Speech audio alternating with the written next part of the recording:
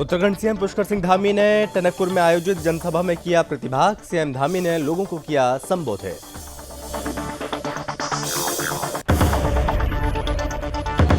उत्तराखंड के उधम सिंह नगर में अभिनंदन समारोह आयोजित। कार्यक्रम में उत्तराखंड के सीएम पुष्कर सिंह धामी ने किया प्रतिभाग। सीएम धामी ने बीजीबी के विकास कार्यों के बारे में बताया।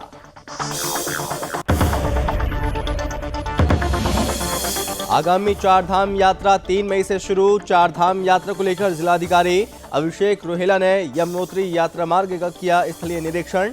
संबंधित व्यवस्थाओं का लिया जायजा।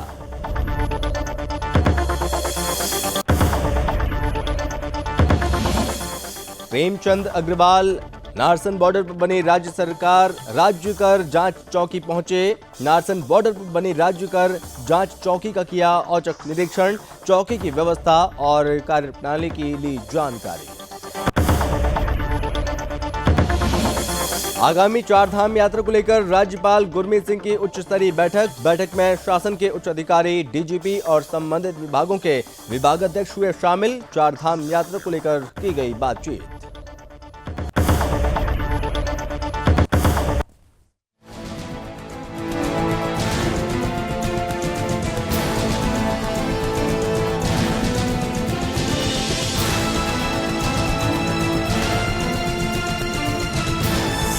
आप देख रहे हैं सुदर्शन न्यूज। नमस्कार, बहुत स्वागत है आप सभी का अपने उत्तराखंड में। मैं हूं आपके साथ संभव गुप्ता और इस बुलेटिन की शुरुआत करेंगे इस वक्त की बड़ी खबर के साथ। बड़ी खबर मिल रही है हरिद्वार धर्म संसद मामले में आज एक संत जिसको गिरफ्तार किया गया। दरअसल एसटीएफ ने स्वामी दिनेशानंद गिरी जी को गिरफ्तार किया है। पहले जितेंद्र नारायण त्यागी और यदेश्वरानंद की गिरफ्तारी हुई और हरिद्वार धर्म संसद मामले में साधु संत लगातार गिरफ्तार हो रहे हैं, जिसको लेकर साधु समाज में लगातार नाराजगी देखने को मिल रही है। और इस बीच यहाँ पर एक और बड़ी खबर ये निकलकर सामने आ रही है कि एसटीएफ ने स्वामी दिनेशानंद जी को गिरफ्तार कर लिया है। हरिद्वार धर्म संसद मामले में साधु संत गिरफ्तार हो रहे हैं। दरअसल एक तरफ यहाँ पर गिरफ्तारी की मांग हो रही थी, वहीं दूसरी ओर प्रशासन की ओर से इस तरह की कार्रवाई की जा रही है, जिसके बाद साधु संतों में भारी रोष है, भारी नाराजगी देखने को मिल रही है। पहले जितेंद्र नारायण त्यागी और उसके बाद यदेश्वरानंद की गिरफ्तारी हुई। उसके बाद यहाँ पर और भी कहा जा रहा है कि जो भी साधु संत उसमें शामिल थे उन्हें गिरफ्तार किया जाए। और इसी क्रम में हरिद्वार धर्म संसद मामले में आज एक और साधु जिनको गिरफ्तार किया गया है। एसटीएफ ने दरअसल गिरफ्तार किया है संत को। ये मामला लगातार तूल पकड़ रहा था, लेकिन इस बीच यहाँ पर साधु संत की गिरफ्तारी हो रही थी, जिसको लेकर संत समाज में भारी आक्रोश नजर आ रहा है। और एक संत जिसको गिरफ्तार किया गया है, आज फिर दिनेशानंद गिरी जी को गिरफ्तार किया गया है एसटीएफ के द्वारा।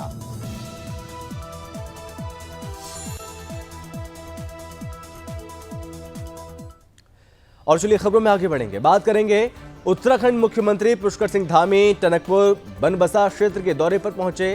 सीएम धामी ने टनकपुर में आयोजित जनसभा में प्रतिभाग किया और इस दौरान सीएम धामी ने बनबसा से टनकपुर तक रोड शो किया।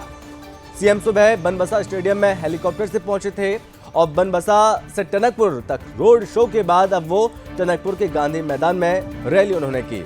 इससे पहले भी बुधवार को मुख्यमंत्री पुष्कर सिंह धामी कुमाऊं दौरे पर थे और सीएम को चंपावत सीट से उपचुनाव लड़ना है और ऐसे में अब वो उपचुनाव के लिए पूरी ताकत लगा रहे हैं, पूरी तैयारियों में जुटे हुए हैं। और यहाँ कार्यक्रम के दौरान उन्होंने कहा कि उत्तराखंड में समान नागरिक संहिता यानी कि यूनिफॉर्म सिविल कोड लागू करने के लिए कमेटी का शीघ्र गठन किया जाएगा।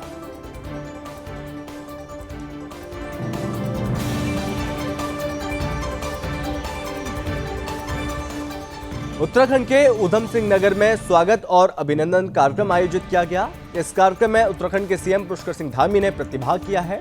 और आपको बता दें कि मुख्यमंत्री पुष्कर सिंह धामी ने अपने उद्बोधन में कहा कि किसी एक कार्य के पूरा होने पर आराम से नहीं बैठना है, बल्कि अगले कार्य की तैयारी कर देनी है। यही हमारी कार्य संस्कृति है। और साथ ही सीएम धामी ने कहा कि आप सभी के द्वारा प्रदेश में की गई मेहनत का ही परिणाम है कि हमने प्रदेश में इतिहास रचते हुए विभिन्न मिथकों को तोड़कर प्रचंड बहुमत से लगातार दूसरी बार सरकार बनाई है।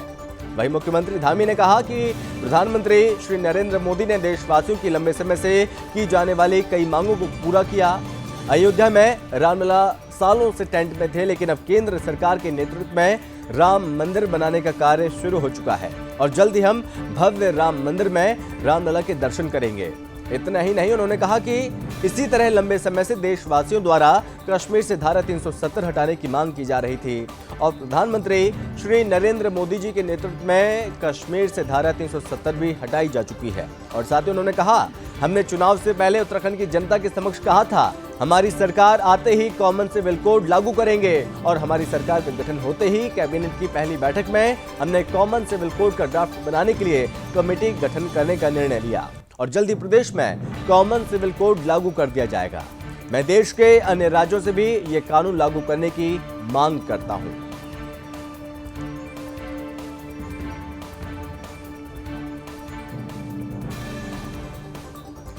आगामी चारधाम यात्रा 3 मई से प्रारंभ होने जा रही है और चारधाम यात्रा को लेकर जिलाधिकारी अभिषेक रोहेला ने यमुनोत्री यात्रा मार्ग का स्थलीय निरीक्षण किया। चारधाम यात्रा से संबंधित विभिन्न व्यवस्थाओं का जायजा लिया। जिलाधिकारी ने इस दौरान यात्रा मार्ग के चौड़ीकरण, पुलिस चौकी निर्माण कार्य, पार्किंग निर्माण कार्य, पेयजल व्यवस्था, शौचालय, विद्युत व्यवस्थाओं को लेकर संबंधित विभागीय अधिकारियों को जरूरी दिशा निर्देश दिए हैं। जिलाधिकारी ने बम्मेखाल के पनोत में सक्रिय सड़क मार्ग पर पड़े मलबे और सड़क मार्गों के अन्य स्थानों पर तत्काल सुदृढ़ीकरण करने के निर्देश अधिशासी अभियंता को दिए हैं। वहीं आपको बता दें कि जिलाधिकारी ने चारधाम यात्रा को दृष्टिगत रखते हुए कई राज्यों से आने वाले तीर्थ यात्रियों की सुविधा को लेकर सड़क मार्ग पर पार्किंग की असुविधा न हो और साथ ही शिव गुफा के पास सड़क मार्ग पर बन रहे अवैध होटल ढाबों को शीघ्र हटाने के निर्देश उप जिलाधिकारी हुंडा को दिए।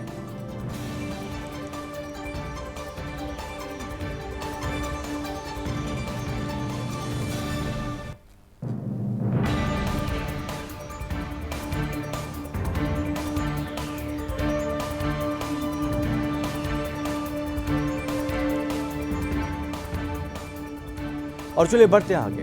वित्त मंत्री श्री अग्रवाल नारसन बॉर्डर पर बनी राज्यकर जांच चौकी पहुंचे, जहां उन्होंने नारसन बॉर्डर पर बनी राज्यकर जांच चौकी का औचक निरीक्षण किया। वहीं यहां sale tax officer Jagdish Joshi कार्यरत मिले और जिस पर वित्त मंत्री ने चौकी की व्यवस्था और कार्यप्रणाली को लेकर जानकारी मांगी, जिस पर श्री जोशी ने कहा कि यहां पर एक ही कर्मचारी की तैनाती की गई है और बताया कि ड्यूटी 24 घंटे के आधार वो कार्य कर रहे हैं, जिस पर वित्त मंत्री ने नाराजगी व्यक्त की। अग्रवाल ने कहा कि लगातार 24 घंटे कार्य करना किसी भी कर्मचारी के लिए संभव नहीं है। इसके बाद श्री अग्रवाल ने पिछले एक दिन की चौकी के द्वारा की गई कार्रवाई की जानकारी मांगी और जिस पर उपस्थित अधिकारी की तरफ से संतोषजनक जवाब नहीं मिल सका और साथ ही कई फाइलें व्यवस्थित तरीके से देखने को नहीं मिली। अग्रवाल ने निरीक्षण करते हुए पाया कि कर्मचारियों की संख्या न होने के कारण साफ सफाई की व्यवस्था भी चरमरा गई है और जिसके बाद प्रेमचंद अग्रवाल ने नाराजगी व्यक्त की और मौके से ही commissioner sale tax Iqbal Ahmad को फोन पर बातचीत उनसे की और श्री अग्रवाल ने उन्हें निर्देश दिया और कहा कि नारसन बॉर्डर उत्तराखंड उत्तर प्रदेश का काफी अहम बॉर्डर है, यहाँ कर्मचारी की संख्या बढ़ाई जाए और साफ सफाई का विशेष ध्यान देते हुए प्रत्येक फाइल को सुव्यवस्थित तरीके से रखा जाए।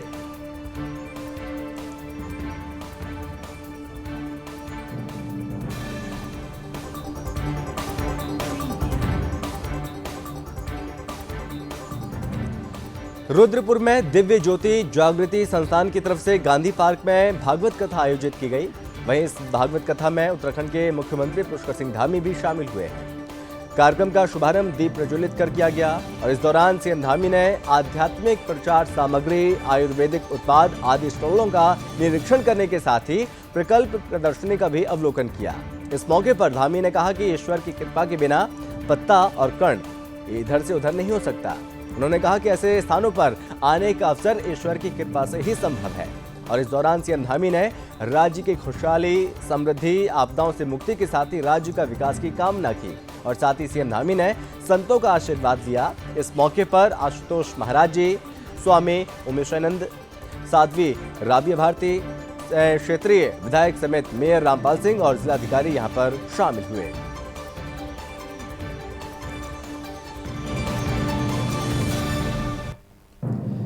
उत्तराखंड में आगामी 3 मई से चारधाम यात्रा शुरू होने वाली है और इस चारधाम यात्रा को लेकर राज्यपाल गुरमीत सिंह जी ने चार धाम यात्रा की उच्च स्तरीय बैठक ली।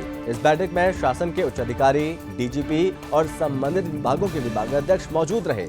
बैठक में राज्यपाल ने कहा कि सभी विभागों को अपने प्रयासों को इंटीग्रेट करके काम करना होगा। साथ ही उन्होंने ये भी कहा कि श्रद्धालुओं की सुविधा और सुरक्षा का ध्यान रखें। और साथ ही राज्यपाल ने कहा कि चार धाम यात्रा में यहाँ पर टेक्नोलॉजी का प्रयोग करें, वैल्यू ऑडिशन करें। साथ ही इतना ही नहीं, उन्होंने ये भी कहा कि स्थानीय नागरिक चार धाम यात्रा का अभिन्न अंग है। उनकी भागीदारी के बिना ये यात्रा संभव नहीं है। होटल वाले, गाड़ी वाले, दुकान वाले सभी इस यात्रा के महत्वपूर्ण भागीदार हैं और सबकी सुविधाओं का ध्यान जरूर रखें।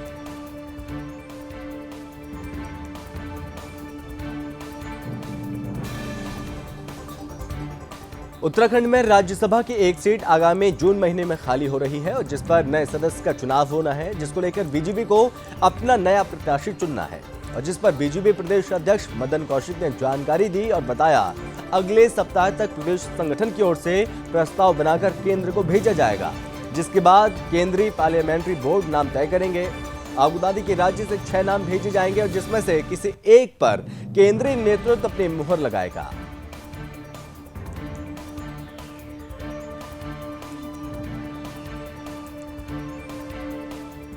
तो पर हम लोग बातचीत की है। पहला विषय राज्यसभा के प्रत्याशियों को लेकर था। केंद्रीय नेतृत्व ने ऐसी अपेक्षा प्रदेश के नेतृत्व से की है कि आप एक पैनल बनाकर हमारे पास भेजें वहाँ केंद्रीय पार्लियामेंट्री बोर्ड में, जिससे कि प्रत्याशी का चयन हो सके। इसी प्रक्रिया में हम लोग 2 बार बैठ चुके हैं और आने वाले समय में बैठकर उस पैनल को हम केंद्रीय नेतृत्व के पास भेजेंगे। पूरे देश में कांग्रेस के संगठनिक चुनाव को लेकर तैयारियां चल रही हैं और उत्तराखंड में भी कांग्रेस संगठन के चुनाव को लेकर तैयारियां अंतिम चरण में हैं। उत्तराखंड सहित सभी राज्यों में सदस्यता अभियान कांग्रेस का पूरा हो चुका है और उत्तराखंड के लिए जीसी चंद्रशेखर को चुनाव अधिकारी बनाया गया। 9 मई को कांग्रेस के पीआरओ और सभी बड़े नेता एक बैठक भी करने जा रहे हैं। संगठन चुनाव को लेकर बैठक में मंथन होगा। 31 मई को नगर और ब्लॉक कमेटियों के अध्यक्षों की घोषणा होगी। 20 जुलाई तक जिला कांग्रेस कमेटी के अध्यक्ष की नियुक्ति और इसके साथ ही प्रदेश अध्यक्ष की नियुक्ति हो जाएगी। सितंबर के अंतिम चरण में राष्ट्रीय अध्यक्ष का चुनाव होगा और कांग्रेस के संगठन महामंत्री विजय सारस्वत ने संगठन चुनाव की जानकारी देते हुए कहा कि कांग्रेस सदस्यता अभियान को पूरा कर चुकी है और संगठन में किन किन लोगों को जिम्मेदारी दी जानी है, इसको लेकर जो पीआरओ नियुक्त किए गए हैं वो सभी जिलों में जाकर इसकी फीडबैक लेंगे और संगठन चुनाव को जल्द ही अंतिम रूप दिया जाएगा।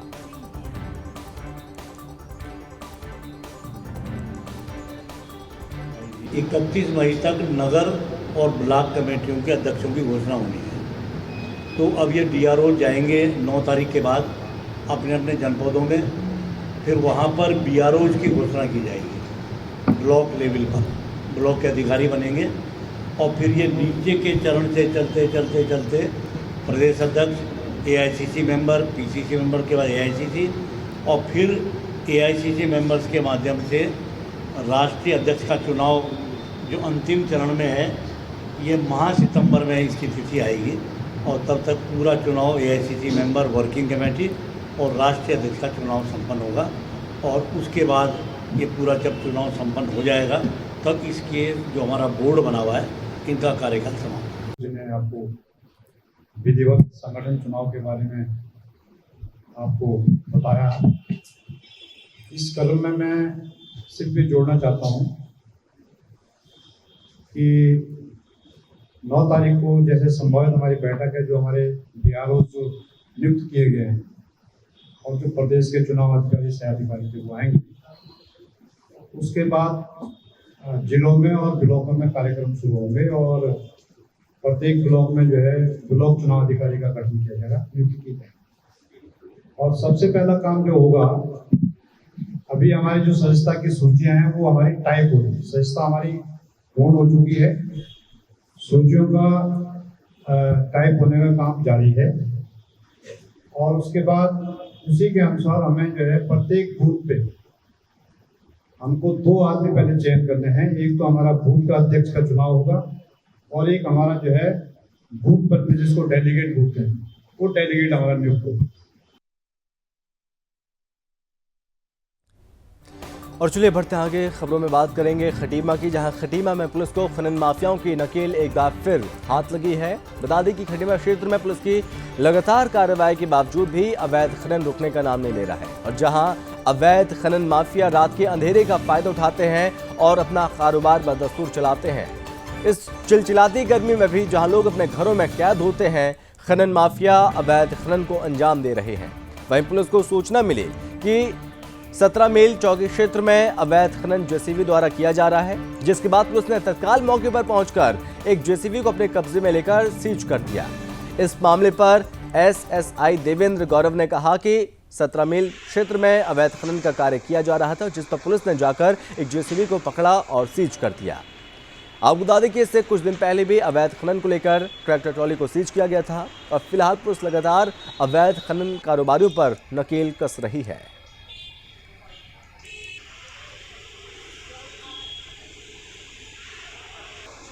हमारे एसएसपी सर द्वारा कई बार इसमें अवैध खनन के लिए बहुत सख्त हिदायत दी गई है कि जिले में किसी भी प्रकार से अवैध खनन को बर्दाश्त नहीं किया जाएगा। इसी के क्रम में पुलिस को कल सूचना प्राप्त हुई कि मचौला क्षेत्र में कुछ लोगों द्वारा अवैध खनन किया जा रहा है, तो उसमें पुलिस ने प्रभावी कार्रवाई करते हुए कल एक जेसीबी को अवैध खनन करते हुए पकड़ा है, जिससे अवैध खनन में सीज किया गया है। प्रधानमंत्री नरेंद्र मोदी ने बुधवार को कोविड को लेकर देश के सभी राज्यों के मुख्यमंत्रियों के साथ वर्चुअल बैठक की। इस बैठक में सीएम धामी और स्वास्थ्य मंत्री डॉक्टर धन सिंह रावत वर्चुअली माध्यम से जुड़े। इसके बाद सचिवालय में अधिकारियों की बैठक ली। सीएम ने निर्देश दिया कि संक्रमण की रोकथाम के लिए कोविड के अनुरूप व्यवहार का सख्ती से अनुपालन कराया जाए। आगामी 4 धाम यात्रा को देखते हुए प्रदेश में कोरोना संक्रमण की रोकथाम के लिए सरकार सतर्क हो गई है। वहीं बाहरी राज्यों से आने वाले लोगों की कोविड जांच की जाएगी। इसके लिए जल्द ही राज्य आपदा प्रबंधन विभाग की ओर से एसओपी जारी किया जाएगा। इसके अलावा कोविड सैंपल जांच दोगुनी की जाएगी, और प्रदेश में कोरोना संक्रमित मामले बढ़ने से संक्रमण दर का जो ग्राफ है वो लगातार बढ़ता जा रहा है, और जिसके लिए सीएम ने निर्देश दिए कि टीकाकरण के लिए जागरूकता अभियान जरूर चलाया जाए, और साथ ही लोगों को टीकाकरण को लेकर जागरूक भी किया जाए।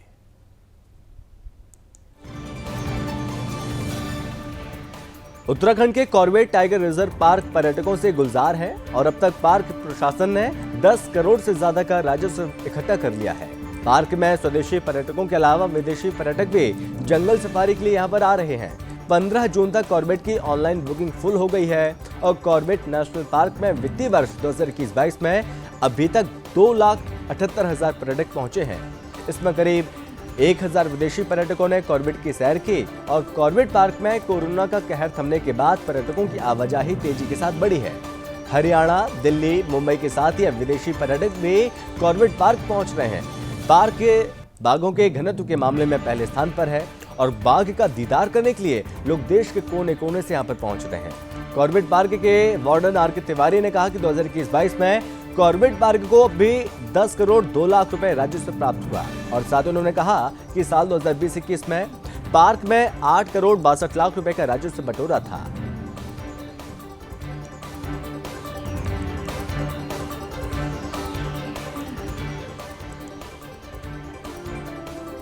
उत्तराखंड में बेकाबू हो रही जंगलों की आग पर काबू नहीं पाया जा सका है, और नैनीताल के जंगलों में कई जगह भीषण आग अभी भी लगी हुई है।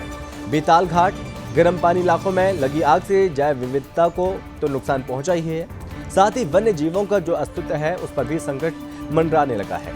जंगलों की आग पर डीएम नैनीताल ने सख्त रुख अपनाया, और डीएम ने कहा कि जंगलों में आग लगाने वाले शरारती तत्वों की सूचना देने वाले को 10,000 रुपए का इनाम दिया जाएगा।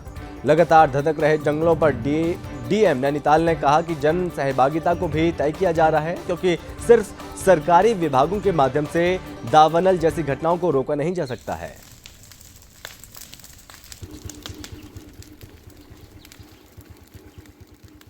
इस पर देखिए, अभी जिले में आग की संभावना जो लगने की घटनाएं हैं काफ़ी जगह भी हमें दिखी हैं, तो जिसमें खासकर जून स्टेट कल हम लोगों ने देखा था, वहाँ पे लोकल्स ने भी काफ़ी सहयोग दिया, और बीएफओ सिविल सोयम की टीम भी वहाँ भी लगी रही।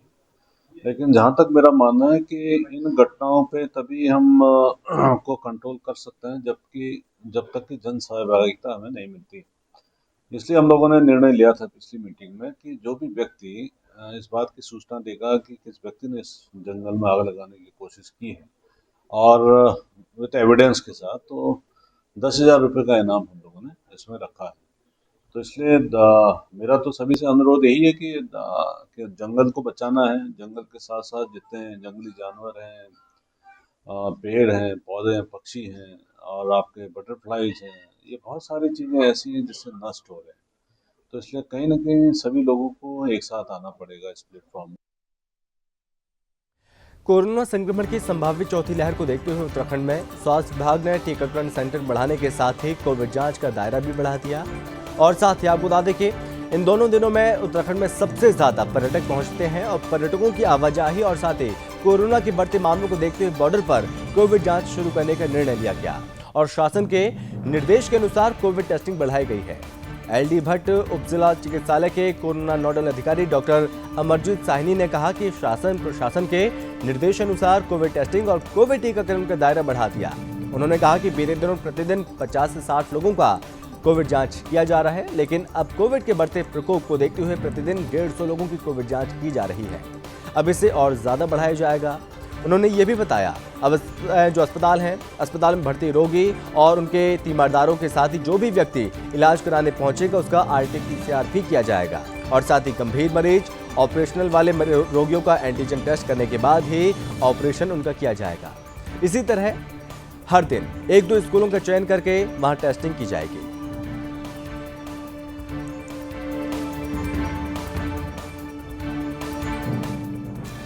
टिहरी जनपद के मुनी की रेती थाना अंतर्गत प्रतिबंधित गंगा तटों पर नहाने के दौरान लगातार पर्यटकों के बहने और डूबने की खबरें मिल रही हैं और ऐसे में जहां पर्यटकों की जान जा रही है, वहीं SDRF की मुश्किलें लगातार बढ़ी हुई हैं।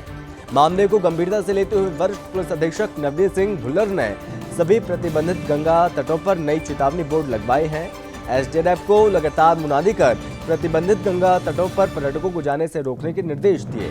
SSP ने कहा कि चेतावनी बोर्ड और मुनादी को अनदेखा कर जो भी पर्यटक और स्थानीय गंगा तट पर जाएगा उसे तत्काल हिरासत में लेकर कानूनी कार्रवाई की जाएगी। और साथ ही उन्होंने कहा कि चेतावनी बोर्ड को अनदेखा कर गंगा तट पहुंचने वाले 2 पर्यटकों को पुलिस ने हिरासत में लेकर उनके खिलाफ चालान काटने की कार्रवाई भी की। वहीं ये कड़ा कदम पर्यटकों की जान की सुरक्षा को देखते हुए उठाया गया। आपको बता दें कि एक सप्ताह के अंदर ही मुनी की रेती थाना अंतर्गत एक स्थानीय सहित 4 पर्यटक गंगा में बहकर अपनी जान गंवा चुके हैं, जिसको लेकर ये बड़ा कदम उठाया गया है।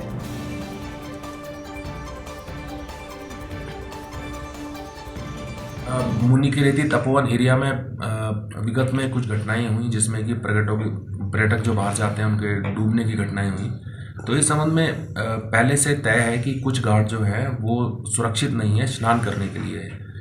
तो वहाँ पर लगातार जल पुलिस द्वारा SDRF द्वारा अनाउंस किया जाता है कि इन घाटों पर स्नान ना करें, जो घाट स्नानों के लिए हैं उचित हैं वहीं पे जाके स्नान करें। तो इसमें फिर भी अगर कोई उसमें इस तरीके का करते हैं, रिस्क लेते हैं, स्नान करते हैं, तो पुलिस उनके खिलाफ कार्रवाई करती है। अभी इसमें कार्रवाई की जा रही है। हमारे द्वारा बोर्ड भी लगा दिए गए, अनाउंसमेंट करा जा रहा है। उसके बाद भी अगर कोई शरारती तत्व आके वहाँ पे इस तरीके का करते हैं तो उनके खिलाफ। जनपद पौड़ी जिले के चौबट्टा-खाल विधानसभा के पोखला विश्वविद्यालय में कार्यक्रम आयोजित किया गया। इस कार्यक्रम में माता मंगला और भोले महाराज ने मुख्य अतिथि के रूप में शामिल हुए। इस दौरान हिमालयन गढ़वाल विश्वविद्यालय के बदले नाम महाराजा अग्रसेन हिमालयन गढ़वाल विश्वविद्यालय का अनावरण किया गया। इस दौरान विश्वविद्यालय के छात्र छात्राओं ने सांस्कृतिक कार्यक्रम यहाँ पर प्रस्तुत किए और कार्यक्रम का संचालन गणेश खुशहाल गढ़ी ने किया। इस दौरान विश्वविद्यालय के कुलाधिपति प्रोफेसर शिव कुमार गुप्ता, कुलपति प्रोफेसर NK सिन्हा, कुल सचिव प्रोफेसर PK डे और पूर्व प्रमुख सुरेंद्र सिंह रावत, पूर्व प्रधान मनोज नोडियाल सहित विश्वविद्यालय के कर्मचारी, छात्र छात्रा और स्थानीय ग्रामीण यहाँ पर मौजूद रहे।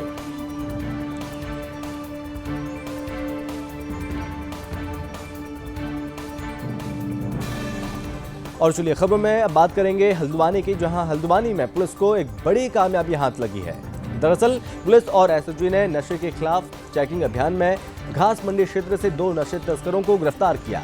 इस दौरान 1125 नशे के इंजेक्शन बरामद हुए। SSP पंकज बटे मामले ने खुलासा करते हुए बताया कि पकड़े गए आरोपियों की पहचान रेहान निवासी उत्तर उजाला और साथ ही विशाल गुप्ता निवासी जोशी बिहार के रूप में हुई है। आरोपी रेहान बनभूलपुरा इलाके मेडिकल स्टोर संचालित करता है और पूछताछ में आरोपी ने बताया कि वो नशे के इंजेक्शन किच्छा निवासी बंगाली डॉक्टर से सस्ते दामों में लाकर हल्द्वानी और आसपास के इलाकों में सप्लाई करते हैं। एसएसपी ने बताया कि नैनीताल जिले को नशा मुक्त करने के लिए लगातार पुलिस की कार्रवाई हो रही है और साथ ही अभिभावक और स्कूली बच्चों को भी नशे के खिलाफ जागरूक करने के लिए कार्यशालाओं का आयोजन किया जा रहा है। फिलहाल मामले में आरोपियों से पूछताछ जारी है।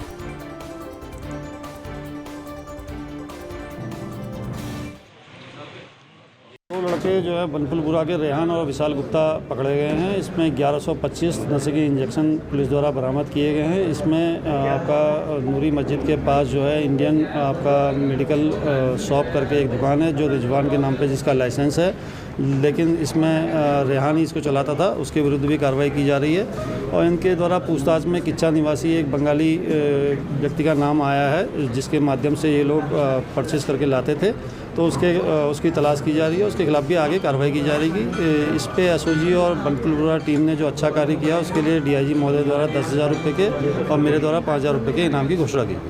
इसमें अगर देखा जाए तो 1125 के नशे के इंजेक्शन है और इसमें कोई निश्चित रेट नहीं है। ये 200 से 250 रुपया पर नशे की जो इंजेक्शन है उसके हिसाब से ये लोग लेते थे। खबर जनपद हरिद्वार से है, जहां प्रदेश सरकार ने 4 धाम यात्रा की तैयारी तो शुरू कर दी, वहीं कोरोना सैंपलिंग और टेस्टिंग भी यहाँ पर हो रही है क्योंकि प्रदेश में संक्रमण के केस लगातार बढ़ रहे हैं।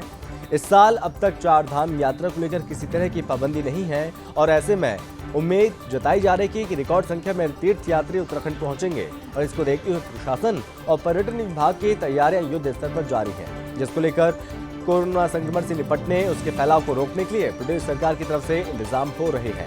4 धाम यात्रा में बड़ी संख्या में देश के कई जगहों से यात्री धर्मनगरी से होकर जाएंगे और सरकार की ओर से पर्यटकों से कोविड संक्रमितों को रोकने के लिए कोई इंतजाम किए गए हैं।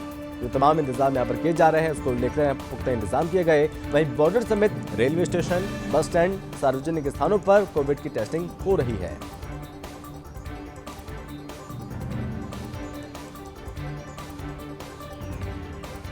शुरू कर दिया है, लेकिन उससे घबराने की और उसकी बात इसलिए नहीं है कि अब जो भी कोरोना से मरीज आ रहे हैं उनको हॉस्पिटलाइजेशन होने की ज़रूरत नहीं है।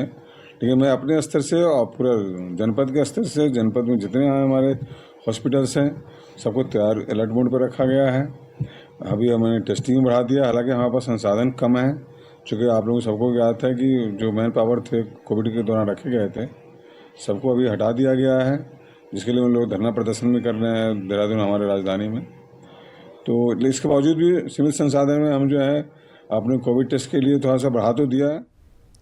और चलिए खबरों में बस इतना ही। आप बने रहिए सुदर्शन न्यूज़ के साथ। जय हिंद।